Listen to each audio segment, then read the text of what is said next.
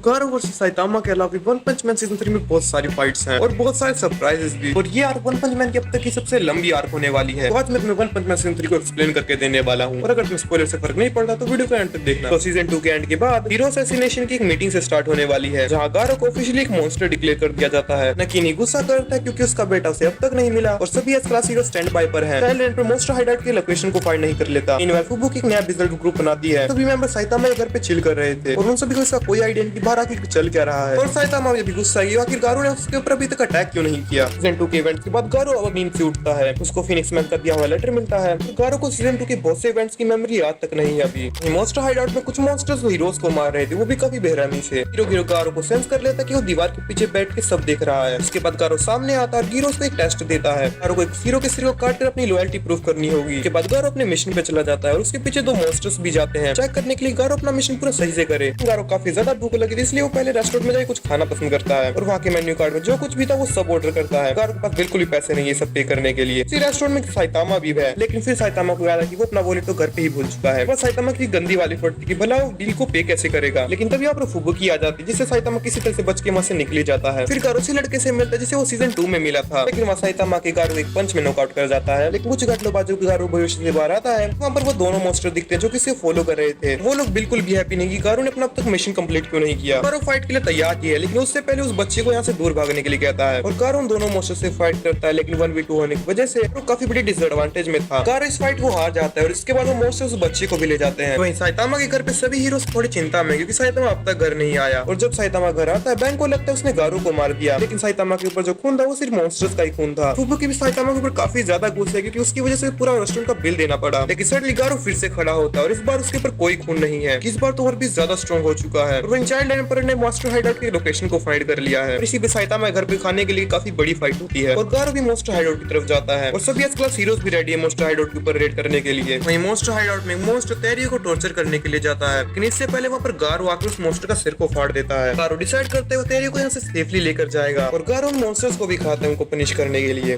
तभी यहाँ पर एक काफी बड़ा मॉन्स्टर आता है। गारो पर इस मॉन्स्टर का उसका कोई चांस नहीं है, तो वहाँ पर भागने की कोशिश करता है, लेकिन वहाँ पर कोई दूसरे मॉन्स्टर भी है जिससे गारो को काफी बड़ी परेशानी होती है। और वो बड़ा डॉगी मॉन्स्टर भी गारो पर काफी बड़ा अटैक लूज करता है कि शॉकवेव साइतामा के घर तक जाती है, क्योंकि साइतामा अगर मॉन्स्टर हाइडआउट के सिर्फ ऊपर ही है और वो अपना पूरा जोर लगाता है उस मॉन्स्टर को मारने के लिए। लेकिन इसका उस डॉगी मॉन्स्टर पे कोई फर्क नहीं पड़ता और ऊपर साइतामा भी मॉन्स्टर हाइडआउट को ढूंढने के लिए निकल जाता है। लेकिन सडनली गारो के ऊपर मॉन्स्टर किंग ओरोची अटैक कर देता है। मॉन्स्टर किंग ओरोची गारो से कई गुना ज्यादा स्ट्रॉन्ग है, जिससे गारो काफी ज्यादा प्रॉब्लम होती है। किंग गारो किसी तरह अपनी स्पीड की हेल्प से किसी तरह से अभी तक जिंदा बचा हुआ है, लेकिन ऑफ कोर्स गारो को ओरोची के सामने कोई चांस नहीं है जीतने का। वहीं ऊपर साइतामा अभी भी अपनी पेट्रोलिंग पे हाइडआउट को ढूंढने के लिए। और वहीं चाइल्ड एम्पर सभी S class hero situation explain करता है कि आखिर हाइडआउट में कितनी ज्यादा प्रॉब्लम्स हैं, क्योंकि वहाँ पर काफी सारे डिजास्टर लेवल मॉन्स्टर्स हैं। वहीं तक से यूमी को इन सबसे कोई फर्क नहीं पड़ता, उसे लगता है वो सब अकेले ही संभाल लेगी। इस वजह से वहाँ पर काफी सारे हीरोज के बीच अपने बीच फाइट होने लग जाती है, लेकिन वहाँ पर किंग आके सब कुछ संभाल ही लेता है। और वहीं दूसरे जेनस ने खुद को अपग्रेड कर लिया है, इससे वो काफी ज्यादा स्ट्रॉन्ग बन चुका है। उसके बाद न्यू फुबुकी ग्रुप भी मॉन्स्टर हाइडआउट की तरफ जाता है और वहीं एस क्लास हीरोज भी मॉन्स्टर हाइडआउट की तरफ जाते हैं। अक्सर यूमी के रास्ते में जो कोई भी मॉन्स्टर आता है उन सबको क्रश कर देती है वो। और वहीं एटॉमिक समुराई भी सेम कुछ ऐसा ही करता है, वो भी मॉन्स्टर्स को इजीली हरा देता है। और मॉन्स्टर हाइडआउट में सभी डिजास्टर लेवल मॉन्स्टर्स रेडी हैं एस क्लास हीरो से लड़ने के लिए। और मॉन्स्टर हाइडआउट के नीचे S class hero flashy flash को तो मॉन्स्टर्स मिलते हैं जो कि फ्लैशी फ्लैश की तरह काफी ज्यादा फास्ट हैं, लेकिन फ्लैशी फ्लैश अपने फाइनल अटैक फ्लैशी फ्लैश से उन सब दोनों को मार देता है। और वहीं चाइल्ड एम्पर निकी के बेटे को ढूंढने की कोशिश करता है। चाइल्ड एम्पर को आगे फिनिक्स मैन दिखता है जिसको वो इजीली मार देता है और चाइल्ड एम्पर अपनी रोबोट्स की हेल्प से निकी के बेटे को ढूंढ ही लेता है। और जब वो दोनों वहां से जा ही रहे थे तभी उनको वहां पर फिनिक्स मैन दिखता है, वो भी एक न्यू ट्रांसफॉर्मेशन के साथ। चाइल्ड एम्पर पूरी अपनी जान लगा देता है फिनिक्स मैन को हराने के लिए, लेकिन फिनिक्स मैन के आगे कुछ भी काम नहीं आता। उस स्टेशन में चाइल्ड एम्पर अपना सबसे बेस्ट मूव यूज करता है, लेकिन ये भी फिनिक्स मैन के आगे कुछ काम का नहीं था। लेकिन सडनली साइतामा फाइट को ज्वाइन करता है। साइतामा चाइल्ड एम्पर के साथ मिलकर फिनिक्स मैन को हरा देता है और मॉन्स्टर हाइडआउट में दूसरी तरफ ज़ोंबी सभी मॉन्स्टर्स को मारते हुए जा रहा है, तो भी उसको दिख रहा है। ज़ोंबी मैन की खासियत ये है कि वो बिना थके काफी लंबे टाइम तक फाइट कर सकता है, वो भी अपनी रिजनरेशन की पावर की हेल्प से। और फिर ज़ोंबी मैन एक डार्क रूम में जाता है, वहाँ पर उसको एक डीमन वेम्पायर ब्लड दिखता है। एक काफी अच्छी हैंड टू हैंड फाइट के बाद वेम्पायर मैन मारा जाता है कि ज़ोंबी मैन तो मर नहीं सकता, लेकिन इस फाइट पर ज़ोंबी मैन काफी ज्यादा थक चुका था और उसके ऊपर काफी सारी इंजरीज भी थी और वो उस रूम के गेट की तरफ जाने की कोशिश करता है। ये नहीं था कि वो उस रूम से भाग रहा था, बल्कि वो उस रूम के गेट को बंद कर रहा था कि वो इजीली सभी मॉन्स्टर्स को मार पाए वहाँ पर, जिसके बाद उन सबको मार देता है और एक ब्रेक के बाद फिर से स्टार्ट हो जाता है। वहीं दूसरे एटॉमिक समुराई सभी मॉन्स्टर्स को इजीली काट रहा है, लेकिन तब यहाँ पर एटॉमिक समुराई की तरफ भागते हुए तोरियो आता है। उसके पीछे ब्लैक एस है जिसको तुम अंडरएस्टिमेट बिल्कुल मत करना। एटॉमिक समुराई तोरियो को बचाने के लिए आगे बढ़ता है। एटॉमिक समुराई ब्लैक एस से फाइट करने का ट्राई करता है, लेकिन वो कुछ भी करे ब्लैक एस से वो नहीं जीत सकता। ब्लैक एस को जब भी मारने की ट्राई करता है ब्लैक एस खुद को मल्टीप्लाई कर लेता है। अभी ब्लैक एस को मारने की कोशिश करता है वो 1 से 2 हो हो जाते हैं और 2 से 4 से ब्लैक एस से जीतना नियर टू इम्पॉसिबल था। एटॉमिक समुराई ब्लैक एस की फाइट की शॉकवेव से ज़ॉम्बी मैन को भी फील होती है। ज़ॉम्बी मैन वहाँ जाने वाला, लेकिन तभी उसके पीछे होमलेस एम्परर आ जाता है और होमलेस एम्परर अपनी एनर्जी पावर्स की वजह से ज़ॉम्बी मैन को बहुत बुरी तरह से मारता है। लेकिन ज़ॉम्बी मैन मर तो नहीं सकता, लेकिन होमलेस एम्परर अपनी एनर्जी बॉल से ज़ॉम्बी मैन को रीजनरेट करने ही नहीं देता। लेकिन किसी तरह ज़ॉम्बी मैन होमलेस एम्परर से फाइट करने की ट्राई करता है, लेकिन ऑफ कोर्स होमलेस एम्परर बहुत ज्यादा स्ट्रांग क्योंकि उसको अपनी पावर गॉड से मिली है। वही साइतामा स्टोगी मॉन्स्टर को टेम करने की कोशिश करता है, लेकिन ऑफ कोर्स मॉन्स्टर साइतामा को मारने का ट्राई करता है। उसके बाद साइतामा गुस्सा आता है और वो स्टोगी मॉन्स्टर काफी बुरी तरह से मारता है और उस पंच की शॉक पूरे मॉन्स्टर हाइडाउट को हिला देती है। और फिर पीछे से एक डिजास्टर लेवल मॉन्स्टर साइतामा पे अटैक करने की कोशिश करता है। मॉन्स्टर का हमला साइतामा के ऊपर कुछ भी नहीं होता। उसके बाद वो वहां से भाग जाता है। वही ताक्सीमी गिरो को ढूंढ लेती है। उसके बाद उन दोनों के बीच एक काफी बड़ी साइकिक बैटल होती है, जिसमें ताक्सीमी गिरो काफी बुरी तरह से क्रश कर देती है। लेकिन गिरो मरते मरते किंग ओरोची से हेल्प मांगता है, लेकिन किंग ओरोची तो साइतामा से लड़ने में बिजी है। किंग ओरोची अपनी पूरी जान लगा देता है साइतामा से लड़ने में, लेकिन वो घंटा साइतामा कुछ नहीं उखाड़ पाता। वो दोनों लड़ते लड़ते अर्थ के सेंटर में पहुंच जाते हैं, जहाँ पर साइतामा इसलिए अपने एक पंच से किंग ओरोची को मार देता है। फिर हमें पहली बार कोड की एक पेंटिंग दिखती है और यहीं पर वन पंच मैन सीजन 3 खत्म होता है। अगर तुमने इस वीडियो को यहाँ तक देखा है तो ऑफ कोर्स लाइक, और अगर तुम चैनल से कहीं पर न्यू आ गए तो सब्सक्राइब भी करो। Well, that's for today. I'm Show and